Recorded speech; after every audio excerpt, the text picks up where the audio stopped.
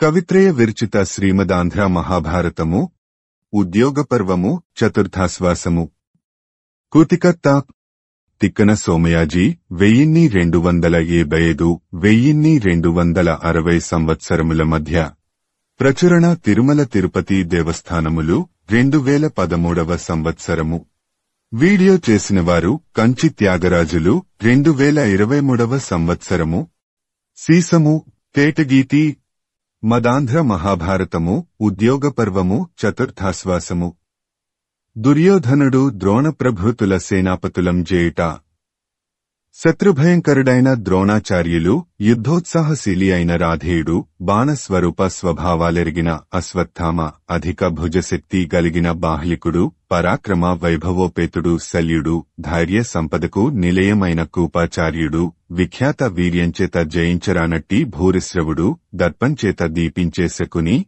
దారుణ ప్రతాపశాలి కూతవర్మ విక్రమాఢ్యుడు కాంభోజరాజు శౌర్యధన సంపన్నుడు సైంధవుడు మన 11 క్షోహిణులకు నాయకులుగా కోరదగనవారు చంపకమాల దుర్యోధనుడు ఈ ప్రకారంగా తన మనసులో నిర్ణయం చేసుకుని చక్కగా వారినందరినీ సభకు రప్పించి వారితో యుద్ధ విషయాలు ముచ్చటించి అణకువతో వారినందరినీ స్తుతి చేసి కూడిన ఈ 11 క్షోహిణుల సేనలకు మీరు ఆధిపత్యం వహించటానికి పూనుకొంటే అంతా సవ్యంగా జరిగిపోతుంది.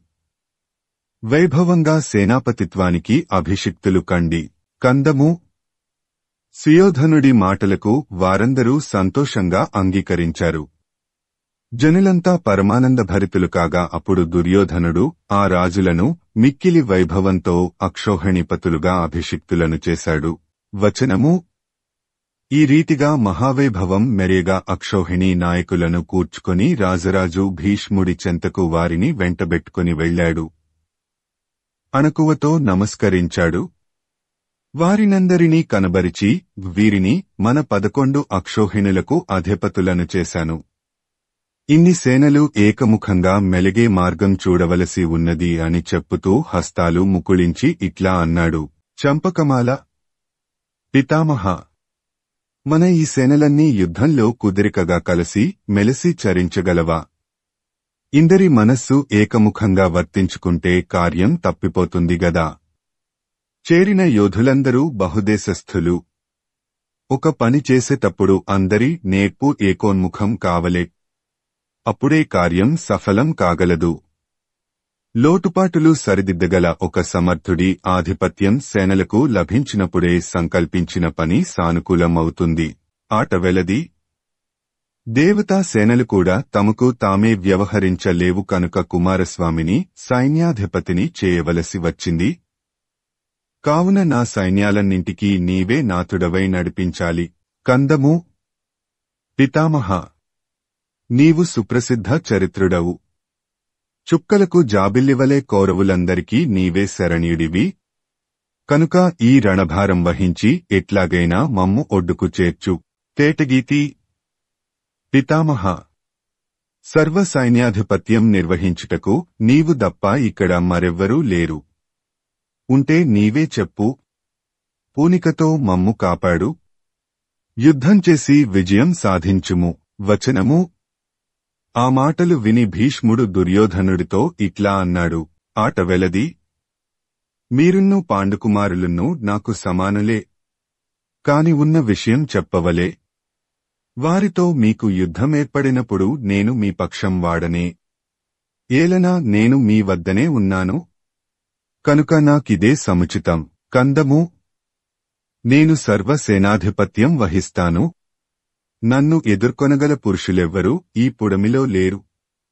కాని నేను కిరీటిని మాత్రం ఎదుర్కొనలేను.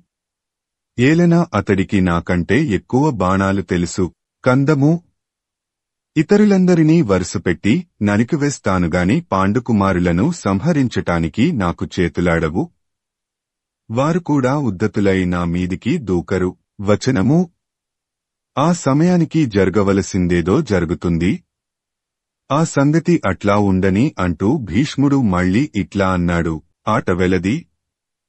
రాజవర్య, ముందు నన్నుగాని లేదా కర్ణుడినిగాని యుద్ధం చేయటానికి నియోగించుము. ఇట్లా నీవు చేయగలిగితే తప్ప నేను సర్వసేనాధిపత్యం వహించటానికి సమ్మతించను సుమ. వచనము. భీష్ముడట్లనగా కర్ణుడు దుర్యోధనుడితో ఇట్లా అన్నాడు. కందము. ఇప్పుడు విషయం క్రొత్తగా చెప్పటమెందుకు? ఎప్పుడు రణరంగంలో భీష్ముడు నేలుగులుతాడో అప్పుడు నేను యుద్ధం చేయవస్తానని మునుపే సభలో చెప్పాను కదా. ఆట వెలది అని కర్ణుడు పలుకగా అట్లే అగుగాక అని భీష్ముడు సర్వసేనాధిపతిగా పట్టం కట్టుకొనటానికి అంగీకరించాడు. దుర్యోధనుడు సంతోషించిన మనస్సు కలవాడే ఆతడి యుత్సాహాన్ని ప్రస్తుతించాడు. కందము. ఢంకాలు, మద్దెలలు, శంఖాలు మోగుతుండగా మిక్కిలి ఎత్తైన జెండాల ఊరేగింపులు నగరంలో అన్ని చోట్ల దుర్యోధనుడు జరిపించాడు. వచనము. దుర్యోధనుడు పట్టణాన్ని అలంకరింపజేశాడు. రత్న కలశాలతో, బంగారు కలశాలతో, వెండి కలశాలతో పవిత్ర నదీ జలాలను తెప్పించాడు. వాటికి మణులతో, పూలతో, పవిత్రములైన వృక్షముల యొక్క బెరడులతో, చిగుళ్లతో, గొప్ప ఓషధులతో, వేదవిహితాలైన మంత్రాలతో, తంత్రాలతో ఋత్విక్పురోహితులతో కూడినవాడై సుయోధనుడు సంస్కారం కలుగజేశాడు. కందము. ద్రోణుడు కూపుడు మొదలైన గురువులు అంగీకరించగా, బాహ్లికుడు మొదలైన కురువంశ సంజాతులు సంతోషించగా సుయోధనుడు పుణ్యనది జలాలతో సర్వ సేనాధిపత్యానికి భీష్ముడిని అభిషేకించాడు. తేటగీతి. ఈ విధంగా భీష్మునకు అభిషేకం చేసి మిక్కుటమైన భక్తితో అక్షోహిణీ నాయకులను ఆయనకు కనబరచి వీరికిని సేనలన్నింటికిని మీరే అధికారులని భీష్ముడికి సర్వ సైన్యాధ్యక్ష పదవి అప్పగించాడు. కందము. దుర్యోధనుడు భీష్ముడిని సర్వసేనాధిపతిగా చేసే సమయంలో ఆకాశం భయంకరంగా గర్జిస్తూ రాళ్లు నెత్తురు ఎముకలు వర్షించింది. నగరంలో అన్ని చోట్ల పిడుగులు రాలాయి. కందము. అటువంటి దుర్నిమిత్తాలు చూచి ప్రజలు ఉత్సాహహీనులయ్యారు. కురురాజు తదోష పరిహారార్థం దానాలివ్వటం మొదలైన శాంతిక్రియలు సల్పి యుద్ధ ప్రయాణంలో మనస్సును లగ్నం చేశాడు. కందము. దుర్యోధనుడు తన తల్లిదండ్రులైన గాంధారి, ధృతరాష్ట్రులు ఆ దుర్నిమిత్తాలుగని భీతితో నిశ్చేష్టులై ఉండగా వారి దగ్గరకు వెళ్లి అక్కడ ఆలసించటానికి ఇష్టపడక యుద్ధానికి వెళ్లుతున్నాను అంగీకరించండని తానే పలికి సాతిశయంగా అక్కడ నుండి బయలుదేరాడు. తేటగీతి. దుర్యోధనుడు తన తల్లిదండ్రుల దగ్గర నుండి కదలి తమ్ములు, తగినవారు, నానా సేవక సమూహము తనను అనుసరించగా పుడమి వణకగా కదలాడు. అతడు భీష్ముడిని ముందిడుకొని దిక్కులు కంపించేటట్లు మిక్కిలి గర్వంతో కురుక్షేత్రానికి నడిచాడు. వచనము. సుయోధనుడు కురుక్షేత్రంలో ప్రవేశించి అక్కడ ఒక మనోహరమైన ప్రదేశాన్ని చూచి తన సేనలు నిలువదగిన చోటు అదిగా నిర్ణయించాడు. తాను, కర్ణుడు ఆ ప్రదేశమంతా కలయదిరిగి అందరూ ఉండవలసిన తావులకు నడుమ తన నివాసం ఏర్పాటు చేసుకున్నాడు. హస్తినాపురంలో ఎవ్వరు ఎక్కడ నివసించారో ఆ విధంగానే దుర్యోధనుడి స్కంధావారం అమరి అందంగా రూపుదిద్దుకున్నది. ఈ రీతిగా కురుక్షేత్రంలో కౌరవ పాండవ స్కంధావారాలు ఏర్పడి యుద్ధానికి సంసిద్ధంగా ఉన్నాయి. ఆ సమయంలో ఉత్పలమాల శ్రీకృష్ణుడు సంధికార్యం విఫలమై తిరిగిరాగా పాండవ కౌరవ వీరులు తమ తమ మిత్ర బంధు సమూహాలతో అష్టదిగ్గజాల మేడలు కృంగజేసే మిక్కుటమైన సేనల భారంతో గర్వం వలన కన్నుగానక యుద్ధానికి సంసిద్ధులే ఉన్నట్లు బలరాముడు విని దోహకం పొంది. వచనము. మదాంధ్ర మహాభారతము ఉద్యోగపర్వము చతుర్థాశ్వాసము. బలరాముడు పాండవుల వీడ్కొని తీర్థయాత్ర వోవుట. బలరాముడు కొంతమంది పరిజనం తనను కొలిచిరాగా శీఘ్రమే వచ్చి తగిన విధంగా ధర్మపుత్రుడిని ఒడ్డోలగల్లో చూచాడు. యుధిష్ఠిరుడు బలరాముడిని సంతోషంతో కౌగిలించుకొని ఆసనమొసగి అర్ఘ్యపాద్యాదులిచ్చి గౌరవించాడు. శ్రీకృష్ణ భీమార్జున నకుల సహదేవులు తనకు నమస్కరించగా బలదేవుడు ఆదరంతో స్వీకరించాడు. ద్రుపదుడు, విరాటుడు మొదలైనవారు అణకువతో వర్తించగా మెచ్చుకొని ఆ ప్రభువులతో ఆ సమయానికి తగినట్లు పరిమిత సంభాషణం చేసి పిదప వారితో ఇట్లా అన్నాడు. కందము. కౌరవులు, పాండవులు మిక్కిలి క్రూరులై బంధుజనములకు, పుడమి దొరలకు కీడు వాటిల్లేటట్లు యుద్ధానికి పూనారు. ఇట్టి దారుణ కృత్యం వారికి తగునా? తేటగీతి. దారుణమైన యుద్ధం కురుపాండవుల మధ్య సంభవించటానికి నేనెన్నడూ సహించలేను. అందుచేత కోపించి అయినా రెండు పక్షాలవారికి తగిన విధంగా నచ్చజెప్పి సంధి సమకూరేటట్లు చూడుమని నేను శ్రీకృష్ణుడితో చెప్పాను. నేనెంత చెప్పినప్పటికీ అతడు సంధి పొసగేటట్లు చూడలేదు. కందము మాటాడే తీరు తెలియని పరమమూర్తులకు మంచిమాటలతో హితవు గరపవలసిన శ్రీహరి అలా చేయక వారిపై క్రోధం వహించి సంధికార్యం చెడగొట్టి ఏమి చేయటానికి వచ్చినట్లు తేటగీతి. పాండవులు కౌరవులు సంబంధ విషయమై చుట్టాలు కావటంచేత తనకు ఉభయులు సమానులే కదా. కాని అతడికి అర్జునుడి పట్ల అభిమానం మెండు. అందువలన కౌంతేయులను కుదురుగా ఒకచోట నుంచక తన ఇచ్చుకొలది వెంటబెట్టుకుని త్రిప్పుతుంటాడు. ఉత్పలమాల. పాండవులకు విజయం తథ్యం. అన్ని విధాల కౌరవులకు చావు తప్పదు. ఇందులో సందేహం లేదు. కనుక దీనిని నేనెట్లా చెవులతో వింటూ కనులతో చూస్తూ భరించగలను? దుర్యోధనుడిని వృకోదరుడిని గదాయుద్ధంలో ఇంత నేర్పరులను నేనే చేశాను. భీమ సుయోధనులు పరస్పరం చంపుకొంటుండగా ఎట్లా చూడగలను? కందము గోవిందుడికి తెలియని న్యాయం పురుషార్థం నాకు తెలియశక్యంగాదు. ఈ కర్కసత్వాన్ని వినలేక చూడలేక సరస్వతీ తీర్థానికి వెళ్లే తలంపుతో వచనము మీకు చెప్పి వెళ్ళుదామని వచ్చాను. పోయివస్తాను అని బలదేవుడన్నాడు. అందుకు అంగీకరించి శ్రీకృష్ణుడు ధర్మనందనుడు సాగనంపగా ఆయన తీర్థయాత్రకు వెళ్లాడు. అటు పిమ్మట సీసము ఆట వెలది. మదాంధ్ర మహాభారతము ఉద్యోగపర్వము చతుర్థాశ్వాసము.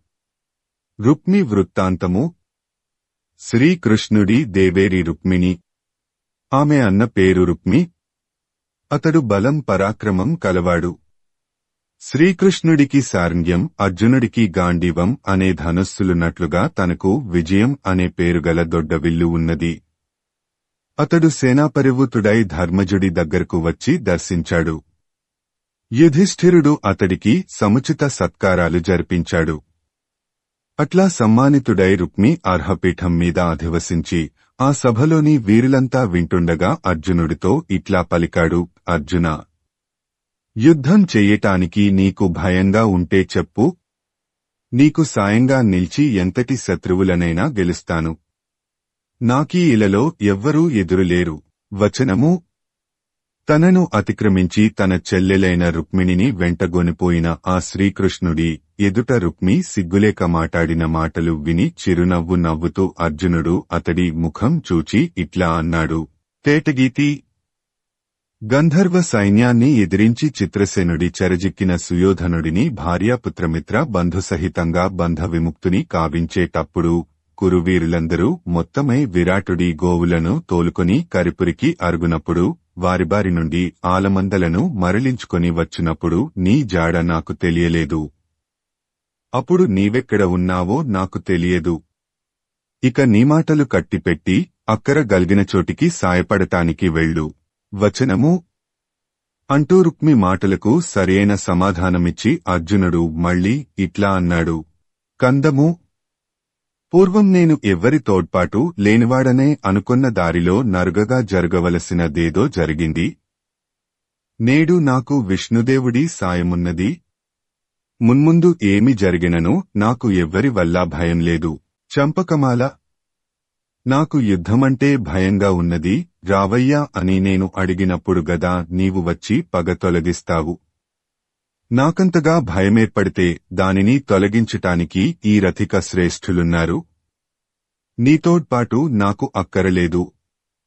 నీకిష్టమైన చోటికి వెళ్లి ఇతరులెవ్వరికైనా సాయపడుమని అర్జునుడు పల్కగా రుక్మి శీఘ్రమే కదలి వెళ్లి దుర్యోధనుడిని చూచి ఉద్ధతుడై ఈ విధంగానే మాట్లాడగా కందము దుర్యోధనుడు రుక్మి యొక్క తలబెరుసు మాటలు విని ఇవేటి మాటలు?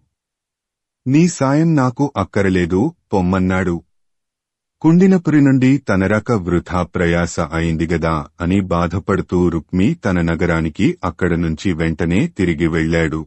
తేటగీతి ఈ రీతిగా బలరాముడు రుక్మి అనే ఈ ఇద్దరికీ కురుపాండవ యుద్ధంలో పాల్గొనే అవకాశం చిక్కలేదు.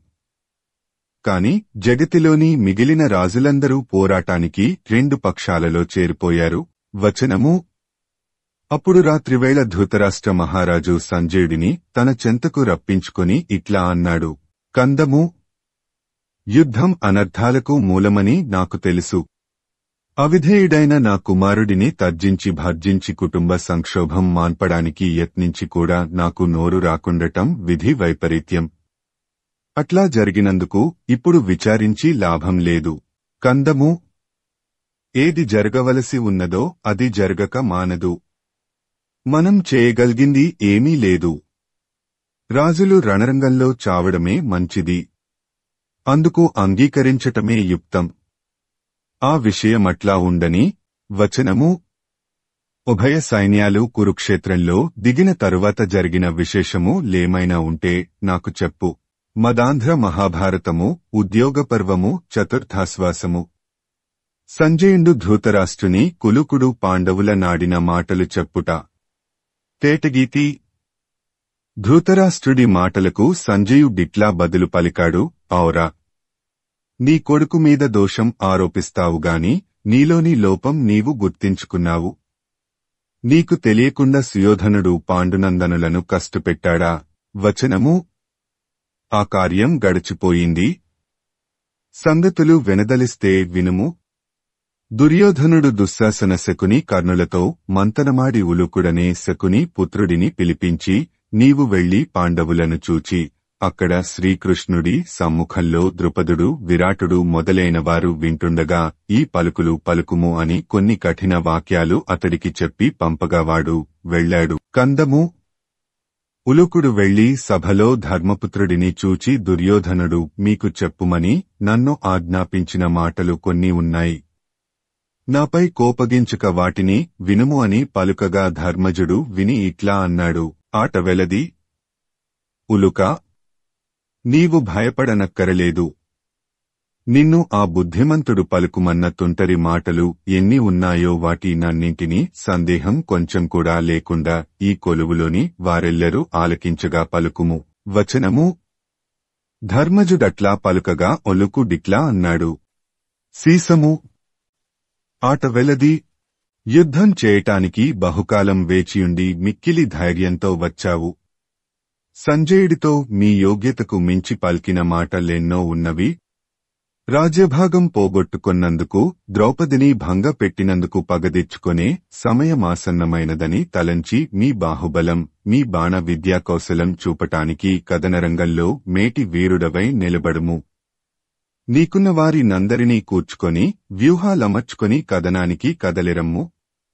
ఇక జంకీ లాభం లేదు. తప్పించుకొనటానికి వీలుగాదు.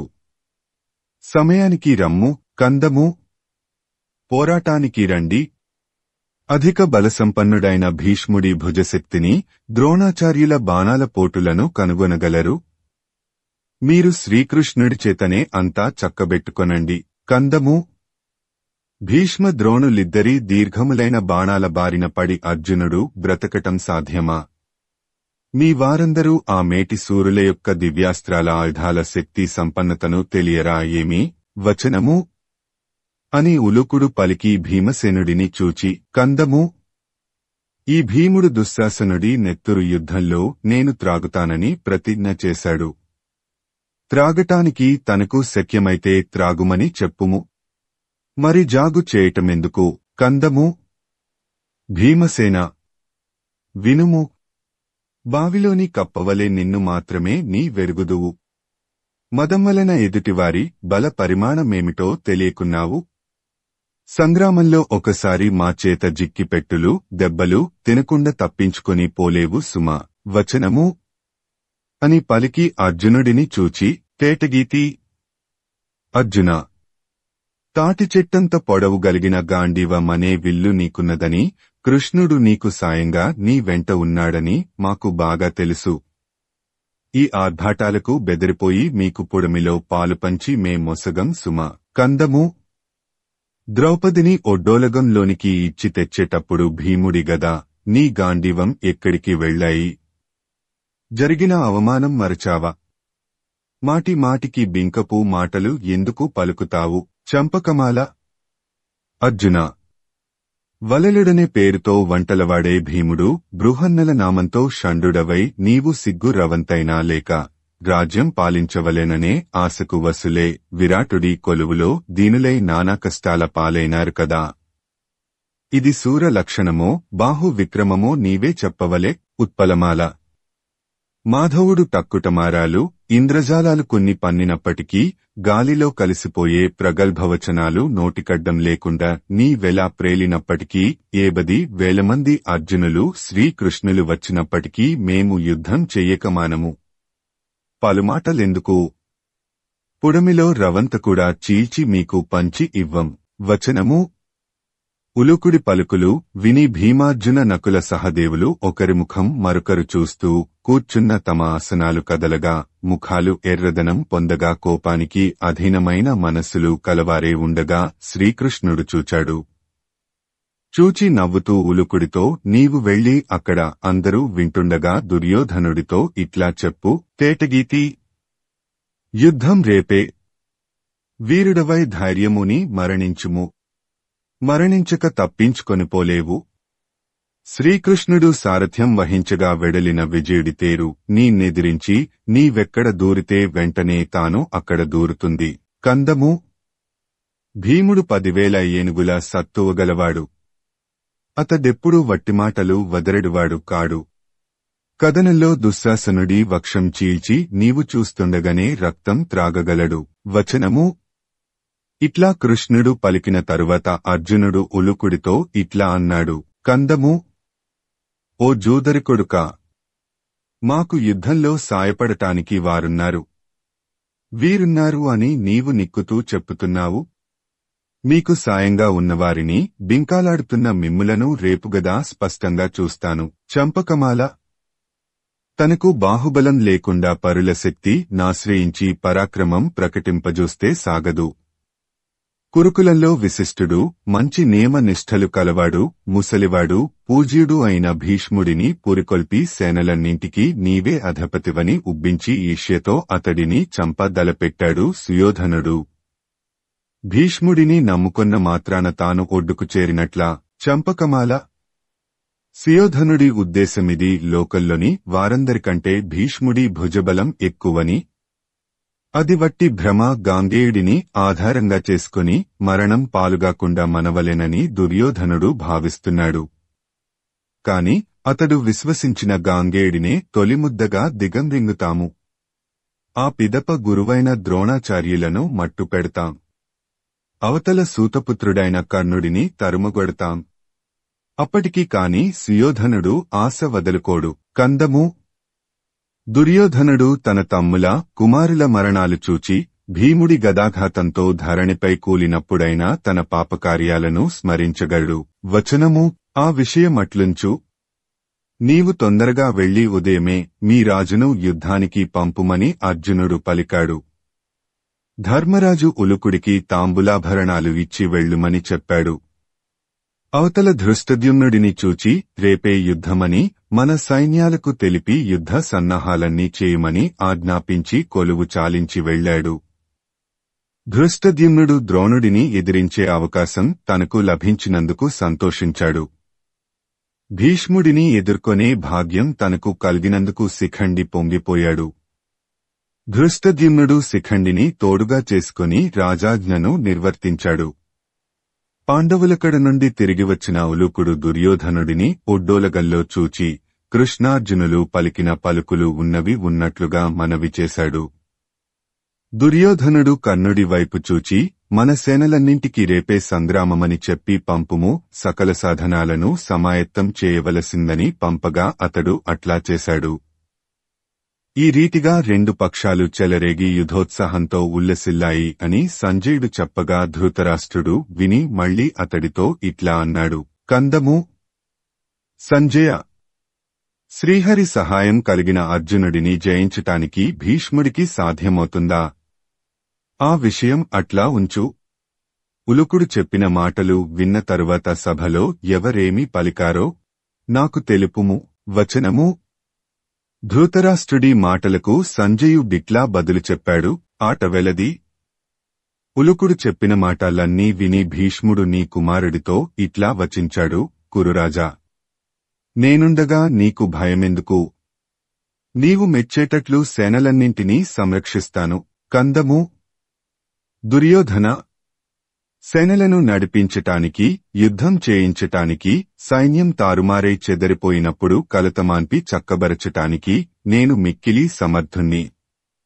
అతిశయించే నా పరాక్రమమే సైన్యానికి రక్షాకవచమని గ్రహించుము. కందము.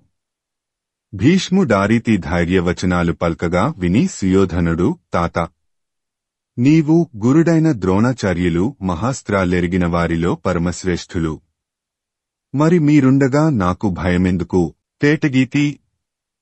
నేను గంధర్వ కిన్నర దానవాది దేవతా వర్గానికే భయపడనప్పుడు అల్పులైన పాండవుల విషయమై నాకు భయమెక్కడిది? చిటికవేసినంతలో వారి మదమణగిస్తాను. మదాంధ్ర మహాభారతము ఉద్యోగపర్వము చతుర్థాశ్వాసము. భీష్ముడు గౌరవసేనలో నతిరథ మహారథాదుల నిరూపణంబు సేయుట. వచనము అని పలికి దుర్యోధనుడు అంతటితో ఆగక మరల ఇట్లా పలికాడు. కందము.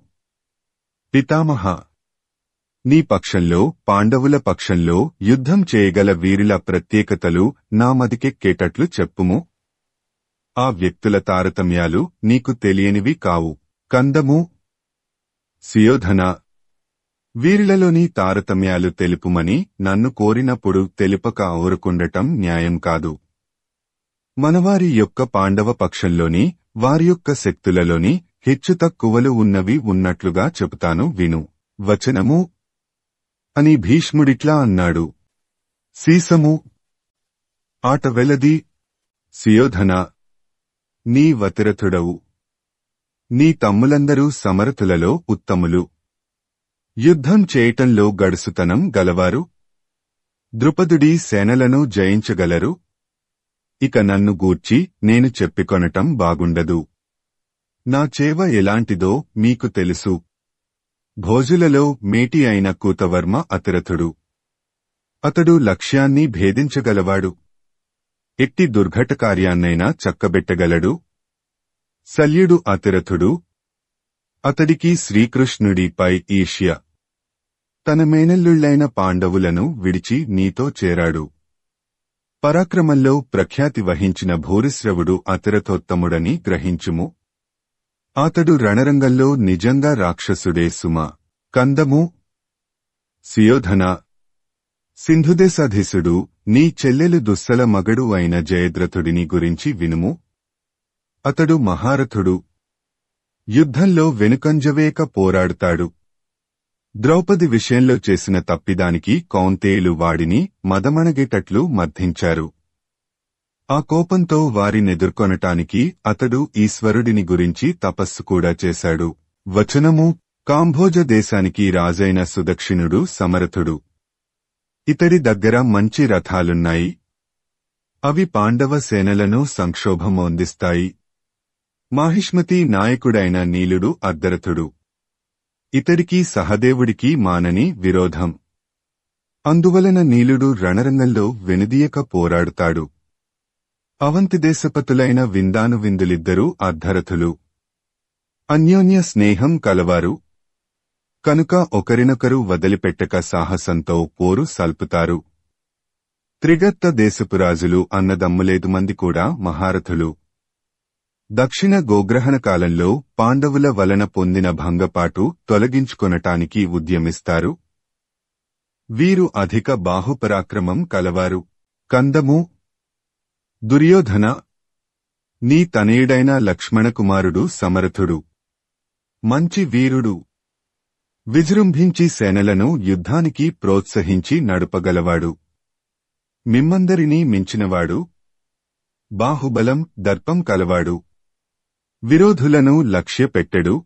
వచనము బృహద్బలుడు సమరథుడు. అతడు కోసల దేశ సైన్యాలతో కూడి అగ్ని వాయువులు జతపడినట్లు శాత్రవ సేనలను ఎదిరిస్తాడు. దండధారుడు అర్ధరథుడు. ఎక్కువ సైన్యం కలవాడు. దారుణంగా పోరాడుతాడు. తేటగీతి. కృపాచార్యుడు అతిరథులలో శ్రేష్ఠుడు.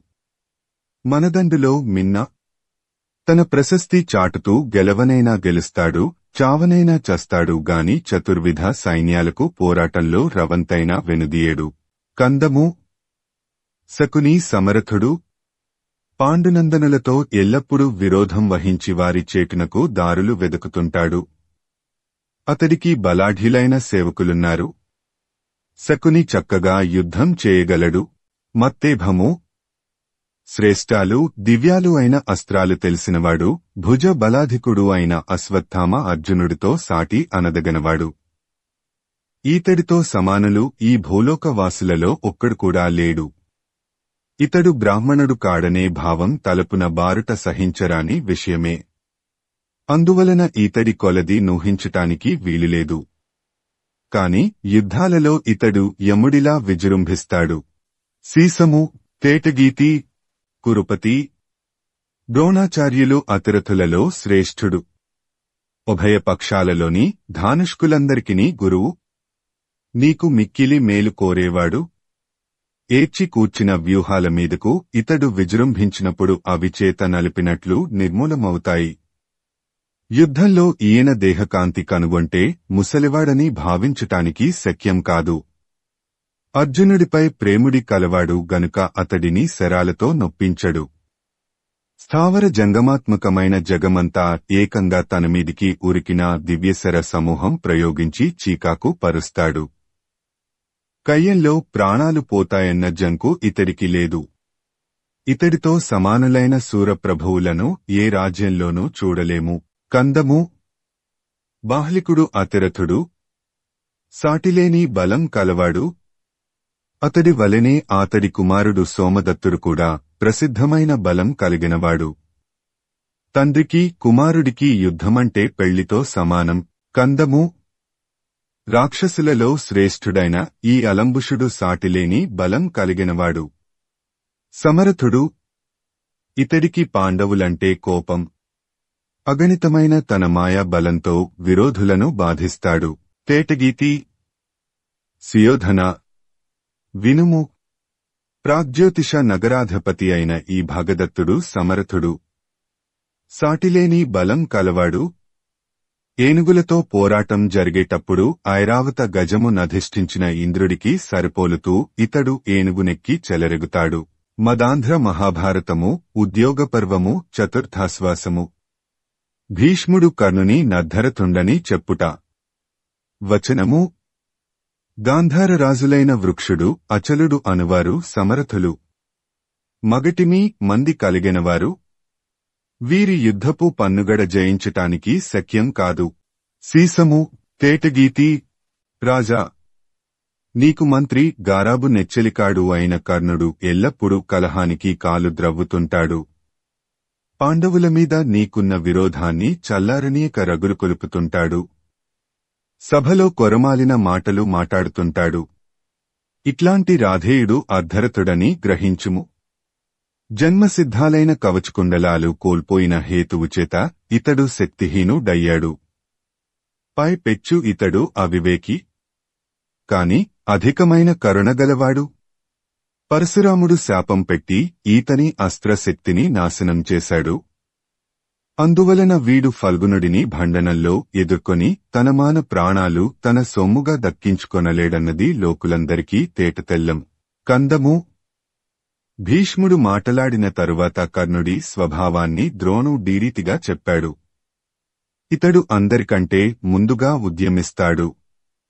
పిరికితనంతో రణరంగము నుండి పారిపోవటానికి సంకోచించడు. పరాకుగా ఉంటాడు. కాబట్టి ఆలోచించి చూస్తే రాధేయుడు అర్ధరతుడే. వచనము. భీష్మద్రోణుల మాటలు విని కర్ణుడు కోపంతో కన్నులు జేవురించగా భీష్ముడితో ఇట్లా అన్నాడు. కందము. నామీది ద్వేషంతో పరుషవచనాలు పల్కటం నీకు తగునా? నన్ను అర్ధరతుడని చెప్పావు. నాలో ఏ లోపం కనుగొన్నావో చెప్పు. ఇట్లా నన్ను తక్కువ చేసి మాటలాడినందువల్ల నీకు కలిగిన లాభమేమిటి? తేటగీతి. గంగాపుత్ర, బాధపడేటట్లు నన్ను గురించి కొలువులో మాట్లాడుతావు. దుర్యోధనుడిని చూచి నీతో పోట్లాటకు దిగక ఓర్చుకొని వెడుతుంటాను. నీ శక్తిని పరాక్రమాన్ని బట్టి నీవు నా దృష్టిలో అర్ధరథుడవే. వచనము. రాధేయుడు అట్లా పలికి సభను నలువంకల కలయజూచి, చంపకమాల, ఈ భీష్ముడిని మేలు గూర్చేవాడని విశ్వసించవచ్చునా? పనులు సాధించుకునే మాటల తీరులు ఇట్లా ఉంటాయా? రాజైన దుర్యోధనుడి పట్ల ఉన్న ప్రేమ పోవటానికి వీలుగా ఇతడెక్కువ అతడు తక్కువ అంటూ అధికులైన అవనిపతులకు సిగ్గు కలిగేటట్లు ఇతడు పలుకుతున్నాడు. ఇట్లాంటివారు తండ్రికి కుమారులకు హితులై ఉన్నారు. పెద్దలగు దొరలను మనమెమనగలం. వచనము. రాధేయుడు దుర్యోధనుడి వైపు చూచి ఇట్లా అన్నాడు, ఉత్పలమాల, వ్యవహారం చెడిపోయింది. నీ సముఖంలో భీష్ముడాడిన మనసు నొప్పించే మాటలు విని సహించటం ఎట్లా? దుష్టుడైన ఈ గాంగేయుడి భుజశక్తి ఏపాటిది? ఇతడిని మనపక్షం నుండి తొలగిస్తే కలిగే నష్టమేమి? ఈ విధంగా కాక మరో విధంగా ఈ రాజసమూహం మనోబాధ తీరదు. ఇతడు అర్జునుడి పట్ల పక్షపాతం కలవాడు. పూనికతో యుద్ధం చేయడు సుమ. తేటగీతి. పండు ముసలివాళ్లుగాక నేర్పరులైన వృద్ధుల యొక్క బుద్ధులు ఆదరించదగనవే కాని ముదిమవలన మదిదప్పి నోటికి వచ్చినట్లు వదరే అవివేకుల వాక్యాలు ప్రమాణంగా స్వీకరించదగనవి కావు. కందము.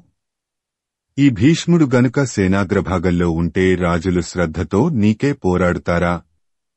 ఇతడు దురహంకారి కావటం వలన ఇతడితో చేరి యుద్ధం చేయటానికి నేను అంగీకరించలేదు. వచనము. అందులకు భీష్ముడు కర్ణుడితో ఇట్లా అన్నాడు, చంపకమాల, కర్ణ, నన్ను ముసలివాడని తూలనాడావు. వృద్ధుడనైన నా శక్తి ఎటువంటిదో, పంతం ఏపాటిదో, సకల శస్త్రాస్త్ర సంపన్నత ఎట్టిదో వెళ్లి నీ గురువైన భార్గవరాముడిని అడిగి తెలుసుకొనుము. పలుచోట్ల యుద్ధ రంగాలలో నన్నెదుర్కొన్నవారు ఏమైపోయినారో లోకానికి తెలుసు. నా వార్ధక్యం, నీ కౌమారం క్రమంగా పాండవ మధ్యముడు ఎరుగగలడు. కందము. సూతపుత్ర, సందేహించక సభలో నన్ను గురించి నేనే ఈ విధంగా చాటుకొనవలసి వచ్చింది. తల్లి కడుపు చెడబుట్టిన నీ ఎడగల ద్వేషంచేత నాకిట్లా ఆత్మశ్లాఘ చేసుకొనవలసి వచ్చింది. తేటగీతి. కార్యఖడ్గాలోచనలకు మంత్రిగా నీవు కౌరవులకు లభించావు. కనుక వారికి కీడు సంప్రాప్తమైంది. వారికేర్పడిన ఈ విపత్తు తొలగించటానికి మావంటి వారందరికీ శక్తి చాలదు. నీవు మహావీరుడవేగాని ముందు యుద్ధంలో చక్కగా నిలిచి నీ ప్రతాపం చూపించు. చంపకమాల, యుద్ధానికి జంకి నాపై నెపం మోపి నీ విపుడు తప్పించుకున్నప్పటికీ మున్ముందు తప్పించుక తిరగలేవు. క్రోధపరిత చిత్తుడైన అర్జునుడు కూలుస్తూ ఉండగా వరుసగా మహావీరులంతా వెళ్లిపోయిన తరువాత నీకు కదనరంగా ప్రవేశం తప్పదు. అప్పుడు చావక మిగిలి దీనదశలో నున్న పరివారము సుయోధనుడు నీ చందమెటువంటిదో తెలుసుకొనగలరు. వచనము. అని పలికి దుర్యోధనుడిని కనుగొని భీష్ముడు కర్ణుడితో మళ్ళీ ఇట్లా అన్నాడు, ఆట వెలది. సూతనందన, ఈ దుర్యోధనుడు నా తలపై పెనుభారం మోపాడు. ఇతడు నన్ను గట్టిగా నమ్ముకొని ఉన్నాడు. ఇట్టిచోట వివాదం తగదని సహించాను. అందుచేత నీవు బ్రతికిపోయావు. ఇక నోరెత్తవద్దు. వచనము. భీష్ముడట్లా పలికి ముఖం ముకుళించుకొని ఉండగా సుయోధనుడు గాంగేయుడి వైపు చూచి పితామహా, నీకు కోపించదగునా? నన్ను కార్యభారాన్ని గమనించి నా జీవితానికై నీవన్నిటినీ సహించవలే అని పలికి అతడిని ప్రసన్నుడిని కావించాడు. అంగరాజును అవలోకించి రాధేయ, మీరిద్దరూ ఒకటై యుద్ధభారం వహించి కార్యమును గట్టెక్కించక మీలో మీకు ఈ పొరపు మాటలెందుకు అని పొందికగా పలికి అవతల పాండవ పక్షమందున్న వీరుల తారతమ్యములు తెలుసుకొనటానికై ఆ మాట ప్రస్తావించగా భీష్ముడిట్లా అన్నాడు, మదాంధ్ర మహాభారతము ఉద్యోగపర్వము చతుర్థాశ్వాసము. భీష్ముడు దుర్యోధనున కంబోపాఖ్యానంబు సెప్పుట. శంతను మహారాజు తరువాత సత్యవతీ దేవి అంగీకారంతో ఆమె పుత్రుడైన చిత్రాంగదుడికి సామ్రాజ్యపట్టం కట్టబెట్టాను. రాజైన కొద్దికాలానికే అతడు అంతరించాడు. అతడి పరోక్షంలో అతడి తమ్ముడైన విచిత్రవీర్యుడిని రాజును చేసి వివాహం జరిపించటానికి పూనుకొన్నాను. కాశీరాజుకు 3 కుమార్తెలు కలరని, అతడు తన పుత్రికల స్వయంవరానికి రాజులందరినీ ఆహ్వానించాడని తెలిసి ఆ విషయం మా తల్లికి తెలిపి నేనొక్కడనే రథమెక్కి కాశీ నగరానికి సన్నాహంతో వెళ్లాను. వచనము: నేను కాశీ నగరానికి వెళ్లి స్వయంవరోత్సవంలో అలంకరించబడి ఉన్న అంబిక, అంబాలిక అనే 3 కన్యలను పట్టుకుని రథంలో పెట్టుకుని వస్తుండగా అక్కడ చేరిన రాజులంతా చతురంగ బలాలతో వచ్చి నన్ను చుట్టుముట్టారు. నేను తీవ్ర శరాలనడి అగ్నిజ్వాలల తాపం చూపి వారిని ముందడుగు వేయకుండా నిలిపివేసి హస్తినకు వచ్చి ఆ అతివలను మా అమ్మకు అప్పగించాను. ఆమె వారినిచ్చి విచిత్రవీర్యుడికి పెళ్లి చేయాలని యత్నిస్తుండగా ఆ 3 పెద్దది అయిన అంబ అనే కన్య నాతో ఇట్లా అన్నది: తేటగీతి, సాంభపట్టణాధీశ్వరుడైన సాళ్వుడి మీద నాకు అనురాగమున్నది. అతడు కూడా నాయడ మమత కలవాడు. నీవు ధార్మికులలో అగ్రగణ్యుడవు కనుక అతడి చెంతకు నన్ను సాదరంగా పంప వేడుకొంటున్నాను. కందము. అంబ పలుకులు విని నేను ఆ విషయం సత్యవతికి తెలిపాను. ఆమె అంబను సాళ్వుడిపాలికి పంపటానికి సమ్మతించింది. ప్రజలు నన్ను ప్రస్తుతిస్తూ ఉండగా వెంటనే నేను వృద్ధాంగనను తోడిచ్చి ఆమెను వైభవంగా సాళ్వుని కడకు పంపాను. వచనము: ఇట్లా అంబను సాళ్వుని కడకు పంపివేసి అంబిక, అంబాలిక అనే 2 కన్యలను విచిత్రవీర్యుడికిచ్చి పరిణయం జరిపించాను. కందము. అంబ సాళ్వుడి దగ్గరకు పోగా అతడు, నీవు భీష్ముడిచేత అపహరించబడిన కులటవు. నిన్ను పత్నిగా స్వీకరించటం న్యాయం కాదు. నీకు కన్యాత్వం పోయింది. వచనము: ఇక నిన్ను భార్యగా వరించటం తగదు అని సాళ్వుడు పలుకగా మన్మథబాణ బాధిత అయి అంబ అతడితో ఇట్లా అన్నది: తేటగీతి, పుణ్యాత్ముడా! భీష్ముడు తన తమ్ముడి కొరకై బలాత్కారంగా కన్యలను గొనిపోతుండటం వలన నన్నుగూడా వారితో పాటు తీసుకుని వెళ్లాడు. నావలన నిన్ను నే వలిచిన సంగతి వినిన వెంటనే నన్ను నీకడకు పంపివేశాడు. మరి దూషింపదగిన విషయం ఇందులో ఏముంది? వచనము: నేను నిన్ను వలచుట మా తండ్రి ఎరుగడు. అందుచేత నాకు స్వయంవరాలంకారం చేయించాడు. ఆ కారణంచేత ఇంత పని జరిగింది. భీష్ముడు నా చెల్లెళ్ళిద్దరినీ తన తమ్మునకిచ్చి నన్ను నీ దగ్గరకు మర్యాదగా పంపాడు. ఇందులో తప్పేముంది అని బహువిధాల అంబ చెప్పినప్పటికీ సాళ్వుడు ఆమెను స్వీకరించలేదు. కందము.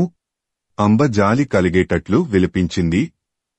ఇక నిక్కడ నిలువవద్దు పోపొమ్మని ఆమెను సాళ్వుడు గద్దించి తన భవనం నుంచి తరిమివేశాడు.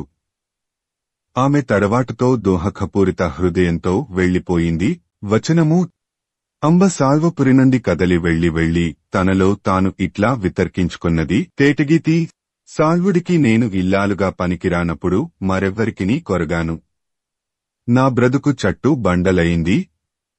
ఇప్పుడు నేను భీష్ముడి దగ్గరకు వెళ్లి మాత్రం ఏమీ ప్రయోజనం? ఈ చేటున కంతకు మూలం భీష్ముడే కనుక అతడిని సాధించి తీరుతాను. కందము. గంగాపుత్రుడిని గెలవటం ఎవరికినీ తరం కాదు కనుక అతన్ని తపస్సుచేత గెలుస్తానని నిశ్చయించుకొని అంబ మునీశ్వరులు కొందరున్నట్టి ఒక పావన ప్రదేశానికి వెళ్లిపోయింది. వచనము: అంబ వెళ్లి ఆ మునీశ్వరులకు తన కథ సమస్తం చెప్పింది. వారు విని, ఇది రాజులు చేసిన పని, సాధువుల చేత చక్కబడగలదా అని సమాధానమిచ్చారు. అప్పుడు అంబ తాను తపస్సు చేయటానికి ఇక్కడికి వచ్చానని చెప్పింది. నీవు పరమ సుకుమారవు. తపస్సు చేయటం నీకు శక్యం కాదు. నీ తండ్రి దగ్గరకు వెళ్ళుము.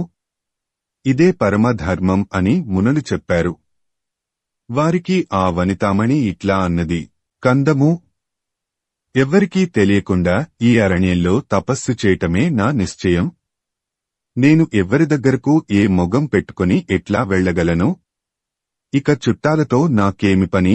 వచనము అని అంబ చెబుతున్న సమయంలో ఆ మునుల ఆశ్రమానికి హోత్రవాహనుడనే రాజర్షి వచ్చాడు.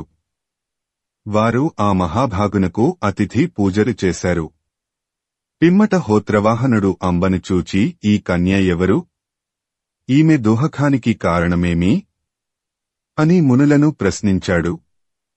వారు ఆమె కాశీరాజపుత్రికనని సాల్వుడిని వరించినదని భీష్ముడిచే బలాత్కారంగా హస్తినాపురికి కొనిరాబడిన కారణం వలన సాల్వుడిచేత తిరస్కృతయే తపస్సు చేయటానికి ఇక్కడికి వచ్చినదని తెలిపారు. ఆ సంగతి విని అంబ తన దౌహిత్రి అని ఆమెతో పాటు మోనులు ఆలకించగా హోత్రవాహనుడు చెప్పి ఆ బాలమణిని తన ఒడిలో నిడుకొని మరల ఆమె వృత్తాంతమడిగాడు. ఆమె విపులంగా తన విషయం తెల్పగా విని అతడు దుఃఖించాడు. ఆమెను ఆ విషమ పరిస్థితి నుండి తప్పించుటకు ఉపాయం ఆలోచించి, ఉత్పలమాల, నీవు తపస్సు చేయటమెందుకు? దోషంలేని నడవడి గలదానవు. నిన్ను నేను రక్షిస్తా. ఇందుకొక మార్గం చెబుతా.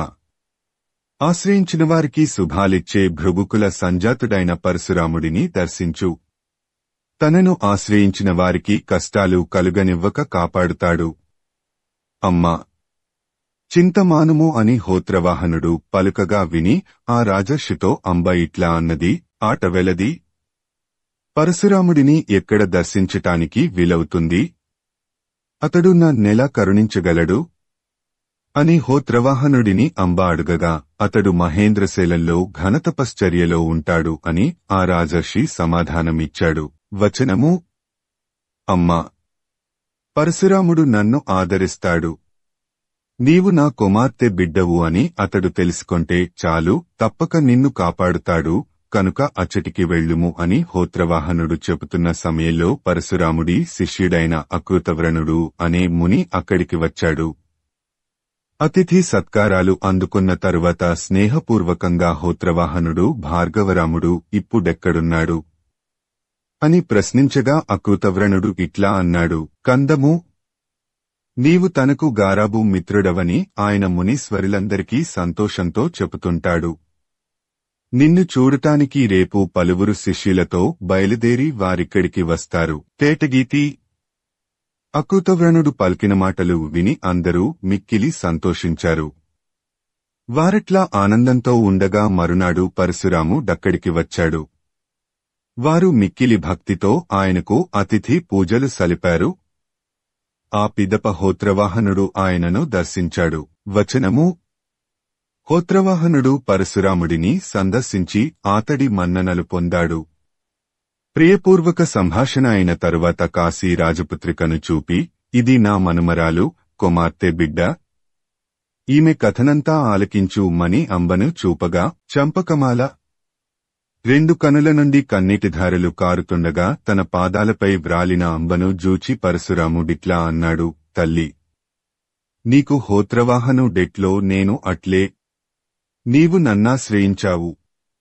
నీ మదిలో నెలకొన్న దుఃఖమంతా తొలగిస్తాను. ఇక విచారం వీడి ధైర్యంతో నీ మనస్తాపానికి హేతువైన వృత్తాంతం నాకు చెప్పు. వచనము: పరశురాముడి పలుకులు విని అంబ ఆ మహానుభావుడికి తన సంగతి అంతా విపులంగా వెల్లడించి, దేవా, నీవు దీనరక్షకుడవు. నా అవమానం బాపి నన్ను కాపాడుమని పలికింది. అప్పుడు పరశురాముడిట్లా అన్నాడు. కందము, అంబా, నీకు గల్గిన అవమానమునకు 2 కారణాలు నాకు తోచాయి. సాల్వుని శిక్షించుమంటావా? భీష్ముని దండించుమంటావా? ఈ రెంటిలో ఏది నీ మనసుకు మిక్కిలి ఇష్టమో దానిని చెప్పు. చంపకమాల. పరశురాముడి పలుకులు విని అంబ ఇట్లన్నది. మహాత్మా, నన్ను సాల్వుడిక పత్నిగా స్వీకరించడు. అతడిని దండించి ఫలం లేదు. నన్ను బలాత్కారంగా హస్తినకు తెచ్చిన భీష్ముడిపై నాకు మనసులో కోపముంది.